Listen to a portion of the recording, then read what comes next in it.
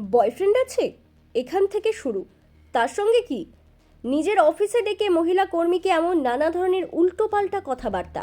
শুধু এখানেই শেষ নয়, এর পাশাপাশি ওই যুবতীর শরীরের মাপ জানতে চাওয়া সহ রিসোর্টে সময় কাটানোর প্রস্তাব দিয়ে এবার শিরোনামে এলেন বীরভূমের দুবরাজপুরের বিডিও জয় সূর্য চক্রবর্তী। আনুমানিক এপ্রিল মাস থেকে তিনি এমন কর্মকাণ্ড শুরু করেন ওই এলাকায় কর্মরত এক আইসিডিএস সুপারভাইজারকে নিয়ে। আর এই যন্ত্রণা এখন এমন পর্যায়ে পৌঁছয় যে ওই মহিলা কর্মী শেষমেশ দুবরাজপুর থানায় লিখিত অভিযোগ দায়ের করেন। ঘটনার পরিপ্রেক্ষিতে ব্যাপক চাঞ্চল্য ছড়িয়েছে। এমনকি এই ঘটনায় প্রথম দিকে অভিযোগ দায়ের হতে বেশ কিছুটা সময় লাগে, আর তা জানতে পেরে দুবরাজপুর বিধানসভার বিধায়ক অনুপ কুমার সাহা থানায় গিয়ে ওই মহিলা কর্মচারীর পাশে দাঁড়ান। শেষমেশ লিখিত অভিযোগ দায়ের হয়েছে দুবরাজপুর ব্লকের বিডিও জয় সূর্য চক্রবর্তীর বিরুদ্ধে। ঘটনাকে কেন্দ্র করে ব্যাপক চাঞ্চল্য ছড়িয়েছে এলাকায়। বিডিওর এমন অবাঞ্ছিত সব প্রস্তাবের পাশাপাশি তার স্ত্রীও ওই মহিলাকে শেষে ভয় দেখান, যাতে সেখান থেকে তাড়াতাড়ি পোস্টিং নিয়ে অন্য কোথাও যেন চলে যায়। ওই মহিলার সঙ্গে ঠিক কী কী ঘটনা ঘটেছে তা পুরোটাই বলতে রুচিতে লাগে। তবে ওই মহিলা কর্মচারী জানিয়েছেন, শুধু তিনি নন, হয়তো এই ধরনের ঘটনার শিকার অনেক মহিলারাই। তবে এই ধরনের ঘটনায় কোনোভাবেই চুপ থাকলে হবে না। যতটা তাড়াতাড়ি সম্ভব ঘটনার পরিপ্রেক্ষিতে অভিযোগ দায়ের করা উচিত। যদিও তার অভিযোগ দায়ের করতে বেশ কিছুটা সময় লেগে গিয়েছে, তিনিও বেশ কয়েকদিন চুপ হয়ে ছিলেন পরিস্থিতির চাপে পড়ে।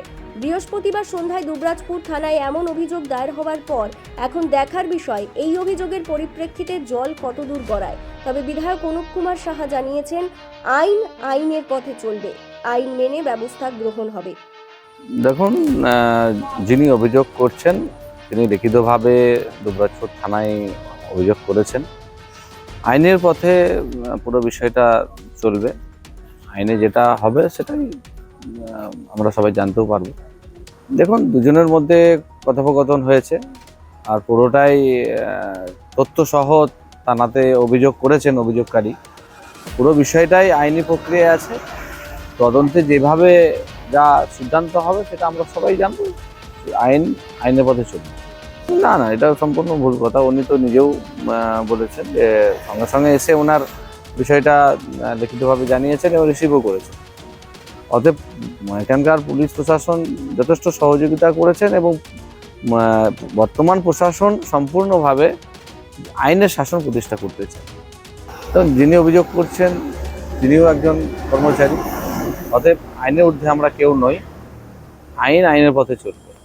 বীরভূমের দুবরাজপুর থেকে লালটু মুখার্জির প্রতিবেদন, বীরভূম রার বাংলা।